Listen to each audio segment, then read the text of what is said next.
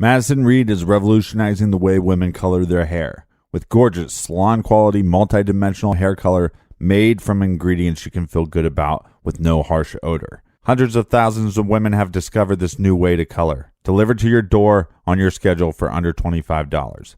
Find your perfect shade at madison-reed.com. Madison Reed would like to honor True Crime Garage listeners with 10% off plus free shipping on their first color kit with promo code TCG. That's promo code TCG. Check out madison-reed.com today. Madison Reed, treat yourself. The future is coming. Make it brighter with Squarespace. Squarespace makes it easy to turn your idea into a unique website. You can showcase your work, blog, or publish content.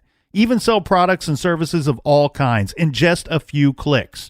You can customize everything from look and feel to settings and products using beautiful templates created by world-class designers. I love that it looks great, it's easy to use, and if you have questions, they have award-winning customer service that is available 24/7. Head to squarespace.com for a free trial, and when you are ready to launch, use offer code GARAGE to save 10% off your first purchase of a website or domain. That's squarespace.com.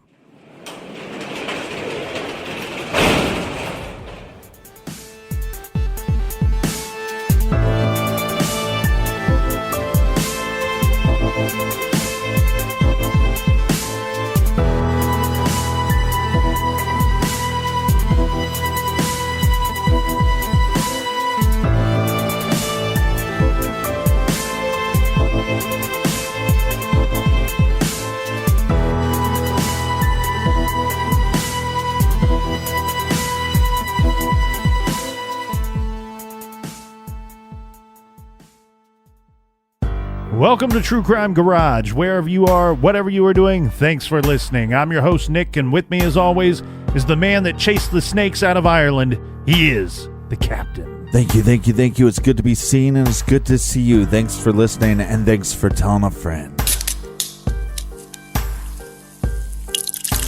Tonight we are drinking Keith's Irish Stout by the great people at Granite Brewery in fantastic Toronto. Garage grade 4 out of 5 bottle caps.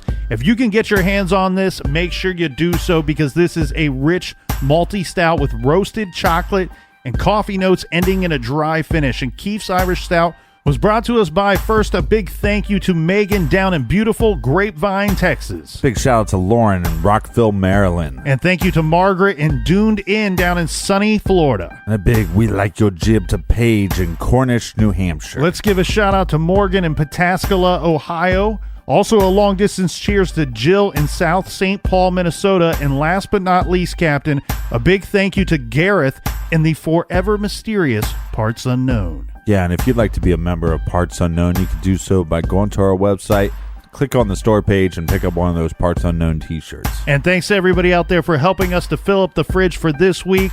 That's enough of the business, Captain. Everybody gather around. Grab a chair. Grab a beer. Let's talk some true crime.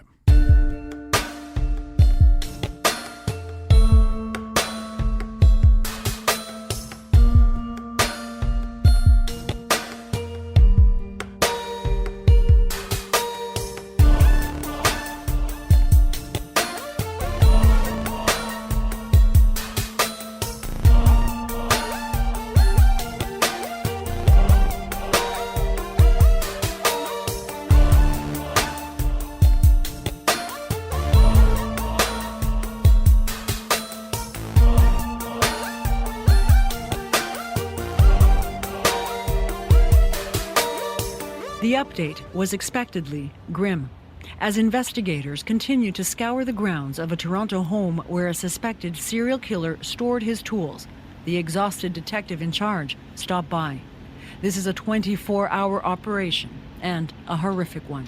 We believe there are more victims on top of those 5, and as we identify those victims, I can't give you any idea about a number, but I do expect more charges to be laid. The ominous prediction comes after police seized more than a dozen planters from homes that hired Bruce McArthur as a landscaper. We're not just grabbing every planter we see. If there's an indication from the canine units that there's some decomposition around that planter, we'll grab it. The implication is chilling, considering police have found the remains of at least 3 people in just 2 planters they've examined. At the same home those were taken from, the plan now to warm up the frozen ground with heaters and start digging. He's retired now, but for 14 years, Kevin Bryan was a forensic investigator. He says the scope of the McArthur investigation is staggering and will be tedious. Only certain parts of the remains will reveal key information. Typically, the skull, ribs can give you if there's broken ribs or if there's ribs with cut marks in them. That can indicate a cause of death. Grisly details. Peter Skromo follows them all with the horror of someone who might have ended up a victim too. Skromo knew McArthur for years when they met up in Toronto last spring. He says they had drinks at this bar. Then McArthur offered him a lift to his hotel. A friendly encounter turned intimate, then suddenly violent. He really grabbed my neck, violently twisted it right to his crotch, and his pants were undone. And that's when I really was quite disturbed. Skromo managed to get away and never saw McArthur again. I have an 18.5-inch neck. My neck is big. And for him to grab my neck with one hand, twist it like that, I literally thought one more second he would have snapped and broken my neck, and I was a dead man. Skromo says he had no idea, but some of McArthur's dating profiles suggest he was into violent sex. Today, a man posted how McArthur pursued him on a gay chat app last fall. In online messages, he says when McArthur told him he was into asphyxiation too, he got scared and blocked him. Experts say violent sexual fantasies are common among serial killers. They rehearse in their head for many years, and then eventually they begin to sort of experiment and flirt with the idea of actually acting them out. If they know, police aren't saying how the 5 men McArthur is accused of killing died. Only that it's a matter of when, not if, they'll find more. Joanna Rumiliotis, CBC News, Toronto. There are more than 30 properties being scrutinized by police. This investigation is big and it's getting bigger. Dozens of tips continue to come in, and the search for remains and other evidence has already expanded well beyond Toronto to properties in Peel, York, and Durham regions.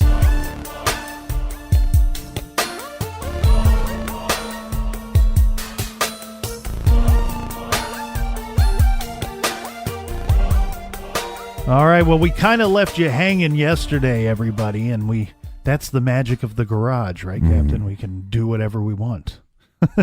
No, but we ran out of time there. Sounded and there was so sinister. Smug even.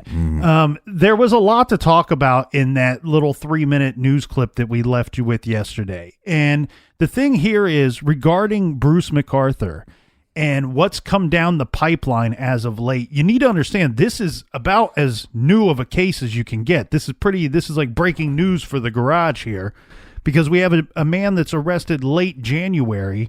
Here we are, the beginning of March, trying to figure out what happened here and how this thing's going to go down once it gets to court. Well, and because there's so much information coming out from this, we're getting a lot of emails and a lot of people on social media saying, hey, look into this or cover this case. Then you have to, it's the balance of, can you cover this case? Is there enough to talk about?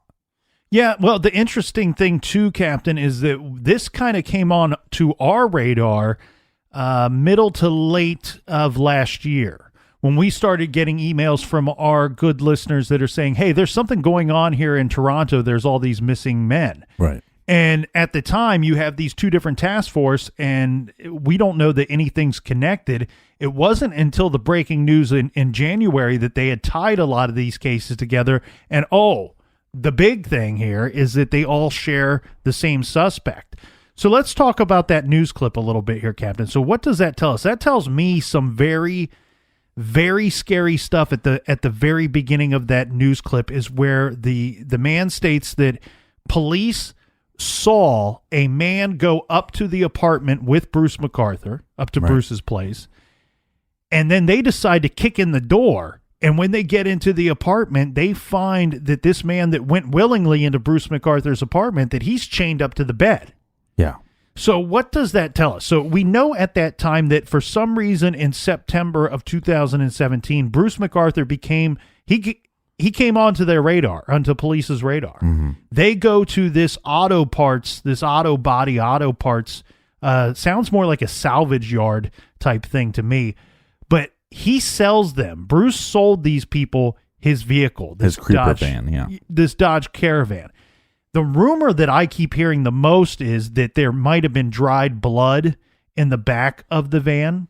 Yeah, my thought on this was when they're looking into Bruce or even this van is at some point they probably took cadaver dogs and had them sniff around. And I'm guessing that they got hits from these dogs, and that's why they took this van over. I would be willing to wager that you're probably exactly right. Because here's what my thoughts are, Captain, is that there was something in that van, something in or on that van that was enough for police. We talked about gut feelings as well. There was enough for police with their expertise and their years involved in sleuthing and in homicide investigations where these guys felt that this guy, this Bruce McArthur guy, this guy that sold this van, he's guilty of probably murder. There's a chance he's linked to more than one of these disappearances of these men. So we have enough evidence to stay on this investigation. Mm-hmm. We don't have enough evidence to wrap him up, to arrest him and send this thing to court. So what do we have to do here? This guy is potentially very, very dangerous. Yeah. We need to follow this guy. Maybe here's what I wonder too. You're following the guy probably for a multitude of reasons. Right. But one is if you think that he might be linked to more than one disappearance, are you following him with the simple fact that let's see where he goes because we have no bodies. Mm-hmm. We have all these guys that have disappeared. We have no bodies. We don't even know where to start looking for bodies yet. Right.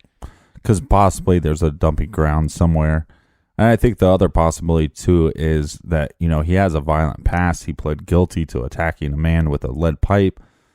And so if you think that two of them are connected and possibly more than two, mm-hmm. and then you start looking in the database of all the men that are roughly 40 to 60 years old that have gone missing in the gay village of Toronto, then you start going, well, there could be more than 5, right? Yeah. And then you start going, well, this is a possible serial killer. And if so, you want to stop him from having another victim. And could you imagine the horror that you're tracking this individual and he has a gentleman with him, and they're going to go into they're going to go into Bruce's apartment, and for all you know, that's his dungeon. So well, that's the scary thing, Captain, because you know what happens during that situation is you don't have. I wouldn't imagine that you have the top cops. You don't have the super detective out following around Bruce McArthur. That's kind of a tedious task that you give to the rookie. That's right. So you got these guys out following Bruce McArthur around. There is a phone call. There's a cell phone call made at that time that says, you know what? Look, boss, I understand that we have an active investigation here. Mm-hmm. I understand that our number one priority is to follow this dude around and see what he's up to. However, I have to tell you, a guy that could potentially fit this dude's victimology just went into his apartment. What do we do, boss? Because you run the risk of completely sabotaging your investigation here. Or you also run the risk of, one, your job is to protect the public, protect and serve. You could be sending a guy to the death sentence. Yeah. To Bruce McArthur's apartment. And then that's on your hands as a department. And I'm sure that the chief or whoever says, hey, you got to go in. Because if it gets out that they're following this individual and he basically murders somebody underneath your nose, now you're going to catch him for that crime. You're going to lock him away for that. But you got to get him on these other crimes as well. Mm-hmm. But it's also going to come out to the public that you were watching him and basically he murdered somebody. And you knew it. Right. You knew under your watchful eye, this guy was killed. Now, the thing here is what they do ultimately decide to do is break down the door. They go in and they find this man chained to the bed. Now, okay, now there's a lot of people out there going to go, okay, well, he went into the apartment willingly. Yes. And he could have been involved in a consensual act. Right. George Costanza. So what we're talking about here, though, is there are some wording within these news reports where we find out very quickly after them going into Bruce's apartment that they start to search Bruce's apartment. They start to search areas and locations that are tied to Bruce McArthur. Well, and a lot of homes are going to be tied to him because he does work at a lot of homes. Yeah, and I want to be clear here because we are making some assumptions in today's show, and we have to because this is such new information that once the police make their arrest and they announce to the public that we've made an arrest, guess what? You're not going to get much information after that because we need this stuff for trial. Right. So we have to make some assumptions here to kind of tie this story together to tell it completely. And that being my suspicion is that when they kicked in that door and they found that gentleman chained to the bed, yeah, there's a good chance that he told police, look, yeah, I came in here willingly. At some point, this guy's doing something against my wishes without my consent. Well, he could have pulled. I mean, there's so many weird things here that Bruce is, to me, like, it just reminds me of a lot of things. One, the lead pipe, attacking an individual out of nowhere with a lead pipe, and then having that attack where he apologized for it. That is something that happened with Gacy. Yeah. And then you got this situation where you have an individual that goes into your house willingly, but now you get him handcuffed. Reminds me of Gacy as well. The old handcuff trick. And so was he tricked? And then also, preying on the gay community, bathhouses and bars. That's very Dahmer-like to me. Yeah. And when you hear that this guy is charged with a couple counts of murder, you start to wonder, okay, well, if he did do this, and me, I like to call him out on the show. He's looking very guilty, even early on in this, even with the assumptions that we have to make. He's looking to be very guilty here. Well, maybe you can clear this up for me. The guy that they found handcuffed to the bed, does he come out and state, I didn't want to be handcuffed? I don't know that. I'm making a complete assumption there. Here's what I'm guessing, because they found some people are into that. Right. Of course. You say it like that. Okay. Anyway, the thing here is, though, my assumption is that this guy felt threatened or concerned for his life or well-being at some point, and was probably thankful that the cops had kicked in the door.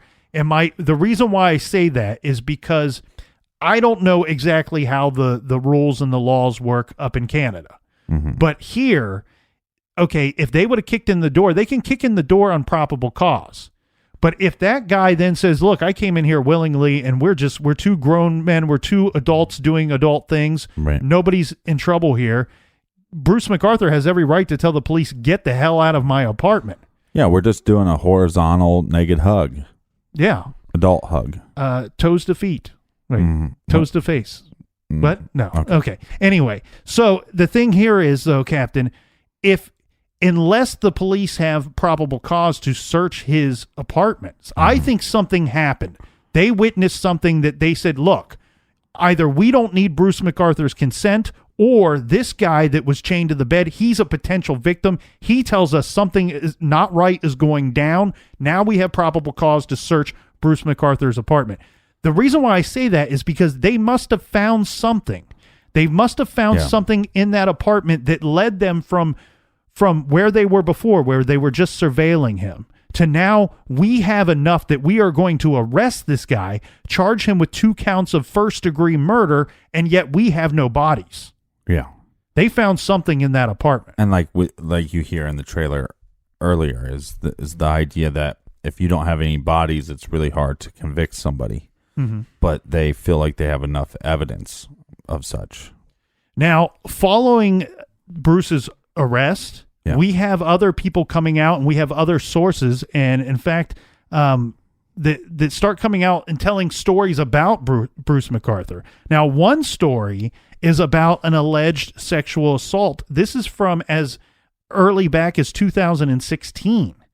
So a police source, this is quote unquote a police source, told to, I think it was the Global News, but regardless, it was one of the news outlets, this story involving Bruce McArthur. And it goes like this, that the source said that McArthur had agreed to meet a man. Again, this is from sometime in 2016, that he had became acquainted with through an online dating app. The two agreed to meet for consensual sex at a secluded North York parking lot. During the date, the source told McArthur the source said McArthur allegedly started to choke him while the couple were in the back of McArthur's red van. The man was able to fight McArthur off and told McArthur he was going to call police. McArthur reportedly then drove to the 41 Division Police Station in Scarborough, where he told officers that he was going to be that they were going to be called about a sexual assault. And McArthur's telling the officers, this wasn't true. This is not going to be a true statement that you're about to receive from this person. I mean, this act was consensual. And while this is all going down, we have the man who was allegedly choked. He did call the police like he said he would. Good for him. And he talked to officers at the 32 Division in Toronto's North End. So at some point, the source then told the news that McArthur was placed under arrest and was taken to the 32 Division, where he was investigated for this situation. The problem here, though, is whatever goes down, whatever McArthur tells these officers, he's not arrested and he's not charged with anything. And now that they have Bruce arrested and he's being charged with these murders of these missing men, we're going to have other people that were attacked, other men that were attacked by Bruce, come forward and share their accounts of and how they survived an attack from this vicious guy. Yes, let's listen to this man's story.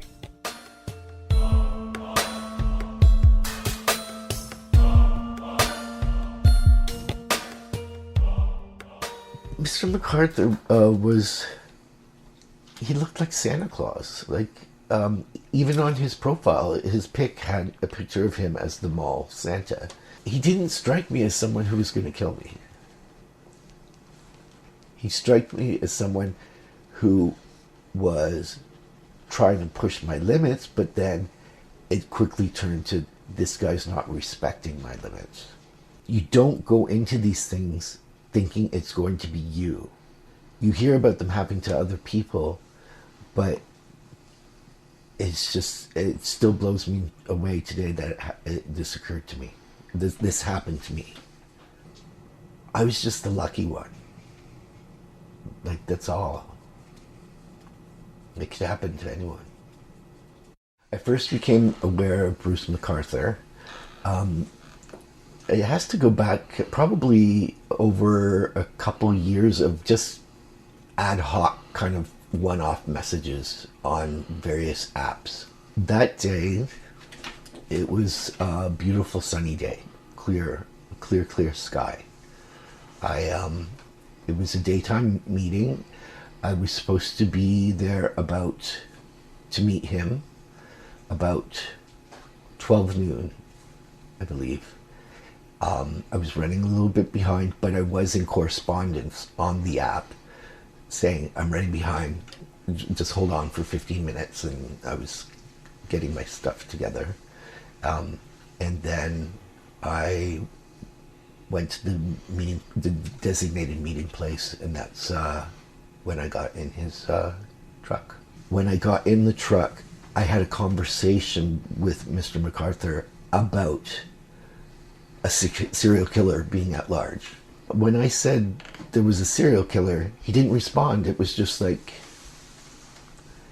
the conversation kind of went into what he does for a living, which possibly could have been related, I guess, in hindsight. He did mention he had a roommate. He said it was just a roommate, that he was at work, and that it wouldn't be a problem. And so I took that at face value, and I went to put on the things that he asked me to put on, and he mixed me a drink. I was aware that there was GHB that was there. GHB is a drug that causes a euphoria, puts you at ease, and makes you comfortable, and a little bit heightens the sexual encounter. That's why I would take it. If you do, there's a fine line with GHB because it is the date rape drug. If you go over, if you know what you're doing, you can certainly knock someone unconscious very easily. He was going to mix the GHB up for me, but I gave him instructions, if he was, not to do more than 5 mils because that would make me go to sleep. That day, it was agreed that I would submit to his experience that had been indicated on his profiles. His big things, as I know them, were he liked to find submissives, find their buttons that he could push, find what their edge was, yes, and then push them over it. The fear that I started to feel uncomfortable that day for the first time was I couldn't breathe. I have memories of not being able to catch my breath throughout the beginning, early on, and that made me uncomfortable and put the first red flag up that I wanted to go home, because he wasn't, I felt, respecting my limits. The shortness of breath was from specific acts he was doing to me. He was basically raping my throat. He was cutting off my airway. And I was physically to the point where I was just giving panic, and I was panicked. But in that type of play, there's some expectation of trying to find that area where it's close to the edge. But at that point, that's the only memory I have from it, is that just this overall, I couldn't breathe. How was he cutting off your airway? Like I said, like with his penis, with his hands, with his body weight sitting on my chest. When you play with someone in the proper environment, it's built on safe, sane, and consensual, and there's safe words, and he wasn't giving into the indicators that I was not being able to catch my breath. And at this point, I'd started to sweat quite a bit, which for me would be an indicator that I was drugged strong, more, I had a larger dose than what I would have noticed normally. When I started to feel uncomfortable, I think at that point, that may have been the point where it was too late for me to know what was happening to a degree, because I think at that point I may have gone unconscious.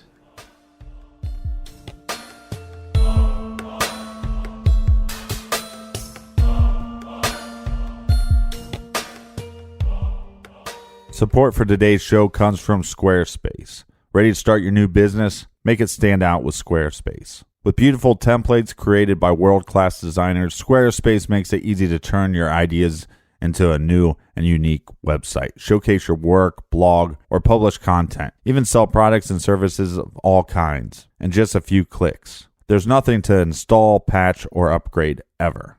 Though if you do have a question, Squarespace's award-winning 24/7 customer service is there to help. Head to squarespace.com for a free trial. And when you're ready to launch, use the offer code GARAGE to save 10% off your first purchase of the website or domain. That's squarespace.com and use our promo code GARAGE. Destiny is calling and it says that you need a new website. Make it with Squarespace. Check out squarespace.com for your free trial and use our promo code GARAGE to get 10% off your first purchase of a website or domain. Check out squarespace.com today. Today's episode of True Crime Garage is brought to you by the movie Unsane, a new psychological thriller coming to theaters this spring from Academy Award-winning director Steven Soderbergh. Unsane stars Golden Globe winner Claire Foy, who plays Sawyer Valentini, a recent victim of stalking who is trying to move on with her life. She has changed her phone number, taken out a restraining order, and she has even relocated to a new city. But Sawyer can't shake the feeling that her stalker is still tracking her. After speaking to a therapist about her concerns, Sawyer is involuntarily committed to a mental institution, and she believes that her stalker has followed her there. But she is not sure what she can believe. Has her biggest fear turned into reality, or is it all in her head? Rolling Stone raves Unsane is electrifying, prepared to be wild, and you're going to be pinned to your seat. Check out the new psychological thriller Unsane in theaters March 23rd. Discover more by visiting unsane.movie. Have you read the labels on the back of your skincare and makeup? Most people don't, but Juice Beauty wants to change that.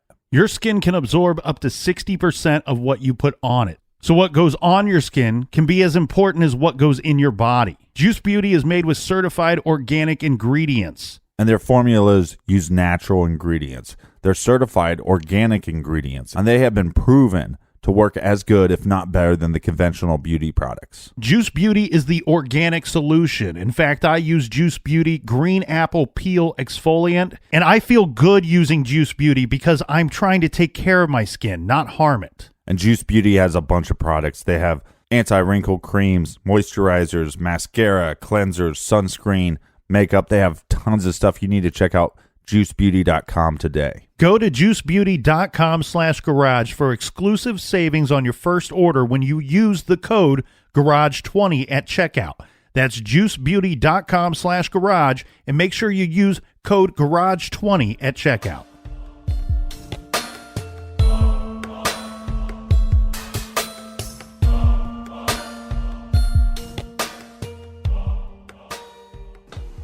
I know there has been evidence that has been suggested by the police that I was unconscious, and in that evidence there is definite signs that I was in a position, bound, and ready to be killed.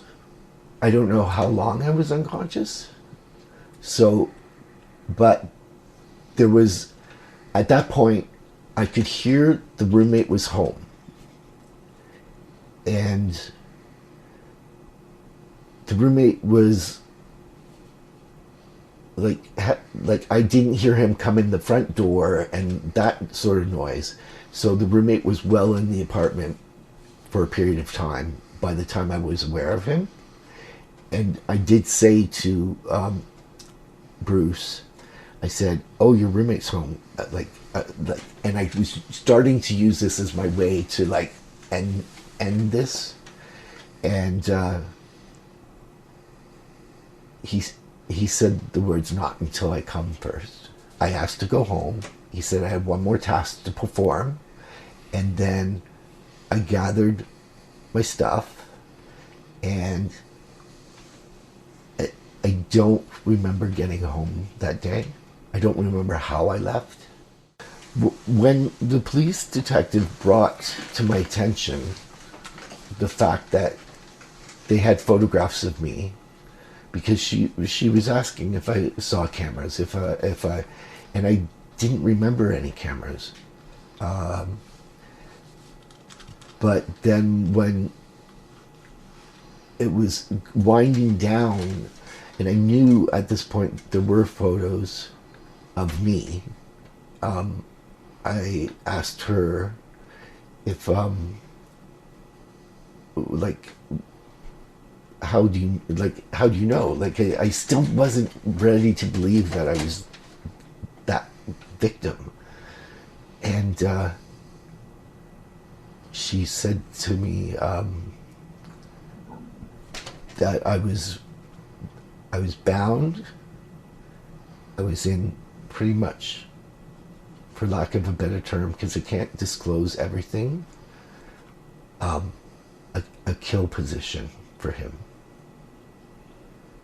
And why it stopped, I don't have all the information the police have. All I can go on is what I think, and it's the roommate coming home, interrupting whatever his process is or his ritual. And thank God for me. It hadn't dawned on me till we got further along in the conversation how much danger I was in that day and how close I was to not coming back. And that is also something that haunts me, gives me nightmares. This occurred in the summer, about halfway through the summer, and the police contacted me the day after his arrest. The fact that they found me the next day leads me to believe that they were on top of it, and they knew who I was, because to go from he's arrested and finding me took like less than 12 hours. I was with my partner, and I was in the bedroom, and I had brought an article out without a picture of Bruce and said, oh, they caught the serial killer. And then a few minutes, maybe 15, 20 minutes later, he comes down to the bedroom with his tablet with full picture saying, this is the man that did it. And I went, oh my God. And then I told my partner that I'd been with him. When my partner brought in the picture, and I said, oh my God, I've been with him. That is not unusual for us to have. We have an open relationship, and it works quite well for us. The only thing that particular day, the rule that I broke, was I didn't tell him where I was going. And that's something that's very hard for me today, because I would have, had it gone through, I would have just disappeared, and I would think of my partner being here. First of all, wondering why I wasn't home, because I was always home when he got home, and then getting probably pissed off that I haven't left a note or called, and then going to panic, and then the worst case, which to put him through that would have been hell. I am having some night terrors. I'm afraid of the dark. I've never been afraid of the dark. The fact that it happened in the daytime is quite ironic, but now I see things in the dark. I see shadows. My counselor told me it's to be expected. I've been through something traumatic, and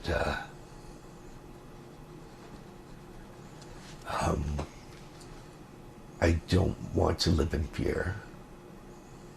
I don't want to become an asexual person, because I'm afraid of going forward, and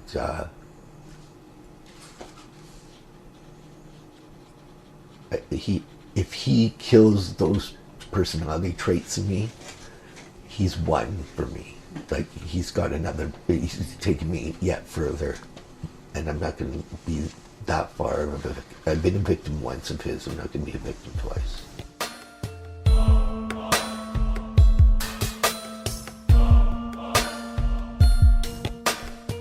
So that's a lot to unravel there. Yeah, powerful stuff from that victim that decided to come forward and tell the media what had happened. Some interesting things inside that story, Captain. He says that the police had found a photo of him on Bruce McArthur's computer. Yeah.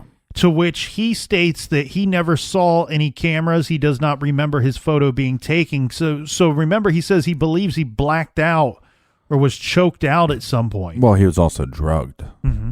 So, I don't know if drugged is the right term, because he knew he was going to take these drugs. Yeah. A heavier dose than what he claims he had asked for. And so at some point, we can assume that these photos that were taken of this gentleman were after he was either blacked out or choked out by Bruce McArthur. Right. He doesn't remember seeing cameras. He doesn't remember seeing any cameras set up or having his photo taken. And the police contact him within about 12 hours of them arresting Bruce McArthur. The thing here that we learn from this, Captain, this very detailed account of this attack on this poor man, is that this gives us a lot of insights into Bruce McArthur and what kind of monster this guy is, and furthermore, his MO. Because, I was wondering when we first took on this case, and we hear that there was a potential romantic relationship between the potential offender and some of the victims. Yeah. You wondered if it was like a, I don't know, maybe something similar to a Jeffrey Dahmer situation where when asked, Dahmer certainly had many crazy levels of perversions that was going on within him and his apartment. Right. However, when it boils down to it, sometimes Dahmer's saying, I killed because I didn't want to be alone, because I didn't want this person to leave. I didn't want them to ever leave me. And the only way that I could guarantee that was for me to make them my victim, keep them there with me, and then ultimately consume them. Right. Now, what I mean by that is when I hear of some types of romantic relationships between Bruce McArthur and these victims, you wonder was this some kind of in the heat of the moment attack where it's a bad breakup or he gets jealous and he attacks these people? No, what we see here is that we have a guy that has some high perversion levels, and these are sexual oriented killings that are going on. Some of them could be, when you're talking about, and the police won't come out and say this, they won't tell us how these poor people have died and been killed, but we can assume from the stories that we're hearing from these different victims that had survived and come forward, we can assume that these are strangulations, asphyxiation. These are things along those lines. This is how these men were killed. Yeah, I think it is almost like, he would take his perversions a little too far, where like he's getting a willing partner to have a sexual experience with, and then he's taking whatever fantasy is in his head, because it's just like this survivor said. He said, well, I put on what he told me to put on. And so on some level they're acting out this fantasy, but then Bruce is taking it too far. And I think as he's taking it too far, it's either that Bruce is losing control, or the fact that these individuals felt attacked, that maybe he felt like, okay, well, they feel like that's an attack, so now I have to kill them to cover up that attack, if that makes any sense. I see where you're going with that, but what I think we have here is, I think we have a man that wanted to kill, that has a sexual perversion towards killing. That's right. Part of the sex act for him is the actual murder, the actual death of his victim. Okay. And the reason why I feel that way is I see an evolution, let's say, in this individual, where this first attack that we hear about that occurred in 2001, this is more of like a caveman style attack where okay, I want a victim. I have some sexual perversions that I need to act out. And the only way I know to do this, to go about this, is I'm going to club this dude. And once he's knocked out, I'm going to be able to do what I want to him. He has elevated his killing game, let's say. Right. By at some point he learned, you know what's easier? Rather than having to trick someone and attack them, why don't they not find out about the trick until they're already handcuffed, until they're already tied up. Or drugged. And drugged, yes. So now what I can do is I can get on these different dating apps, or I can meet people and I can say, look, I'm into bondage. Right. I'm into these types of games. Are you willing to play? And the vibe that I get from some of these surviving victims that we hear is that it sounds like maybe that wasn't their thing so much as it was his thing, but they were willing to play along. You know, they were willing to play along to the point where at some point they're going, crap, this is no longer fun anymore. We are no longer having a good time. This guy tricked me. This guy put me in this situation, and now I've been tricked and I'm helpless, or I'm defenseless. Yeah. And yeah, so he's raping these victims, but that's where I believe, or at least my gut feeling is saying, because he took that too far, that the murder is to cover up from that. I don't know if the murder is actually part of the sexual experience. I'm not an expert at, but it's just what my gut is telling me. Well, there's another unique thing that we see Bruce McArthur do twice. Is on 2 occasions he's involved in attacking an individual, and the individual defends themselves to the point of telling him that they're going to contact the police. And Bruce McArthur, he gets the upper hand by going to police first. Yeah. And that's a unique strategy there. And people will go, well, why the hell would he do that? Well, because he's hiding a lot of stuff.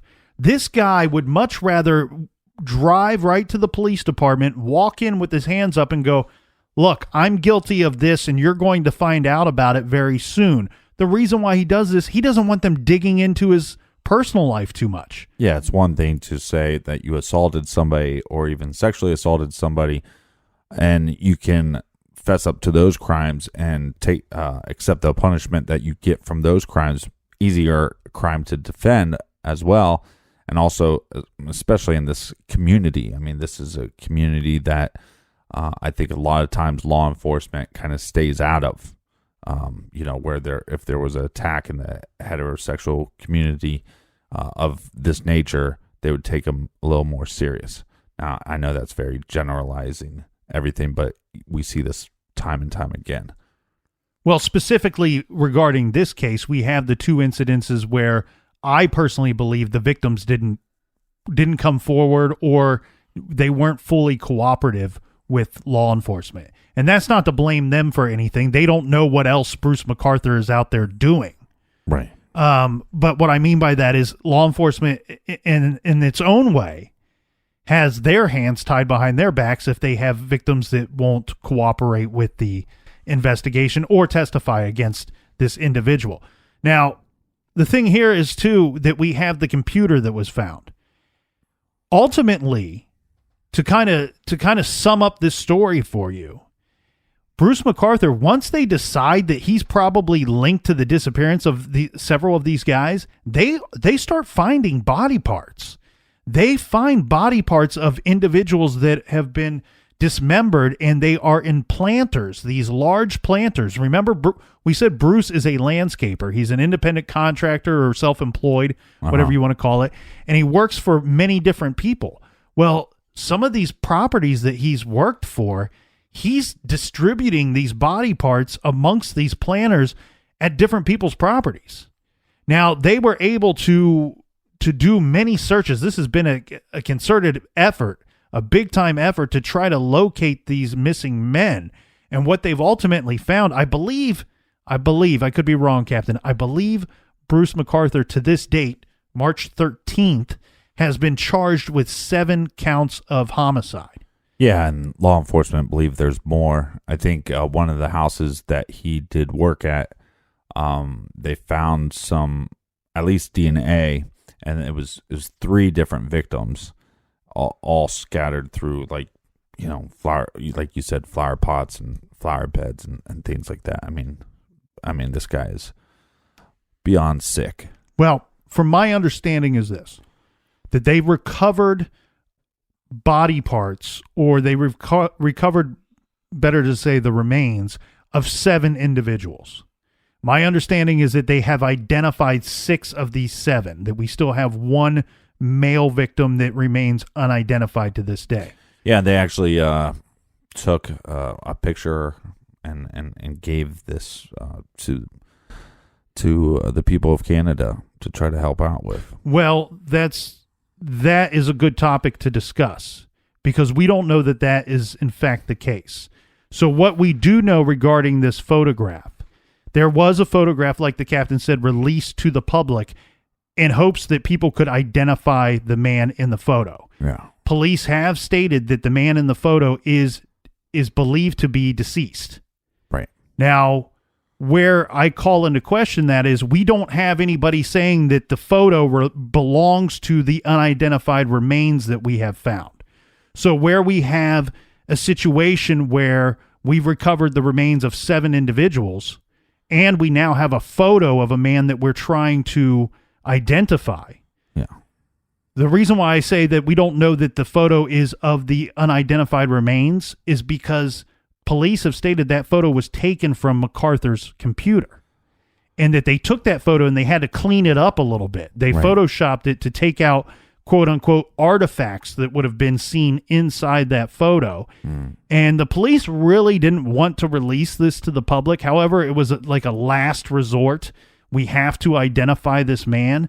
And so the big question here with Bruce McArthur is, ultimately, how many people do they think that he has killed? How big could this number go? Right. And the reason being is you have an individual that he remained under the radar for so long. He had victims that were missing.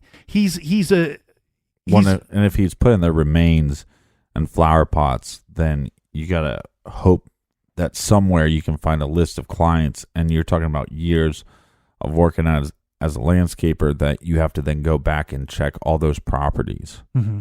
He's a sophisticated, organized killer, is what he would be classified as when people would be investigating this, as far as the FBI is concerned. Yeah, AKA piece of shit. So how far back can we trace this thing? How high could these numbers go? I'm hoping, my suspicion is that the photo is not of the unidentified remains, that they're not one and the same. Mm-hmm. My suspicion is we're probably looking at 8 murdered victims here. Mm-hmm. We will only find this out as the court proceedings continue. And, we're here recording these episodes on the 13th. I believe Bruce McArthur is scheduled to be back in court either on the 14th or the 15th. Yeah, I think, like we said, based off what information they had, and they were running surveillance on this guy for a while, so they were collecting evidence as they're doing that.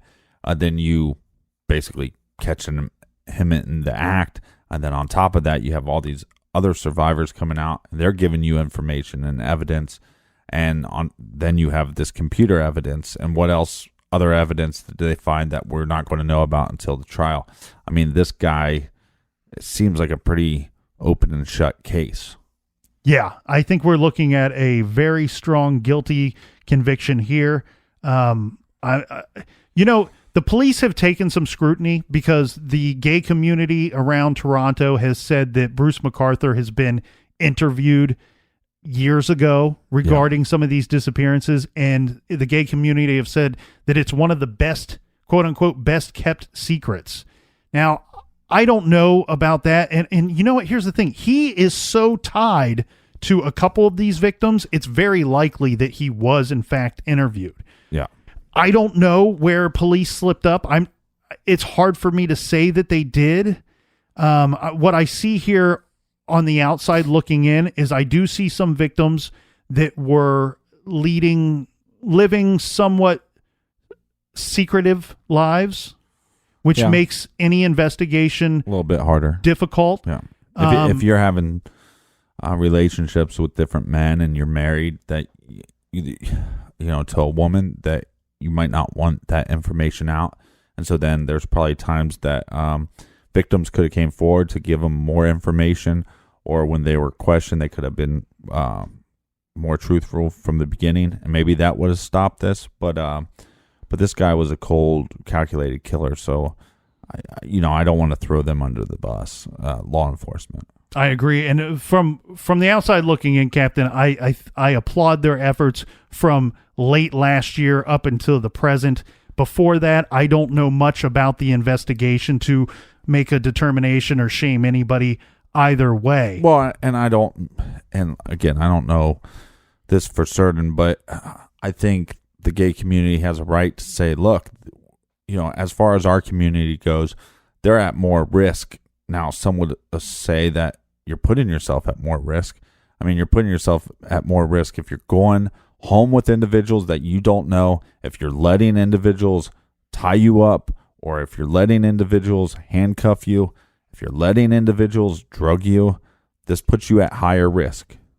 But I do side with the idea that a lot of times homosexual communities are not protected as much as heterosexual communities.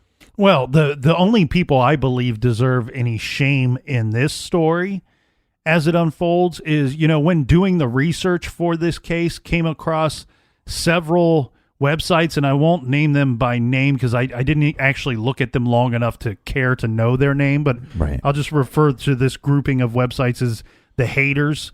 And it was, you don't have to use your imagination too much to get where I'm coming from, but it was a lot of victim blaming, a lot of people saying, see what they get for this, that, and the other thing, Right. Serves them right sort of thing. Look, we are on episode 190, 191, something like that. Something like that. We've talked about victims from every walk of life. Nobody, regardless of who they are, any regular citizen that's not walking around harming anybody or infringing on anybody else's rights, Right. deserves to be victimized in any form or fashion, whether it be theft, rape, murder, nothing like that. The things that happen to these individuals are horrible. They're unspeakable acts that were committed by a monster.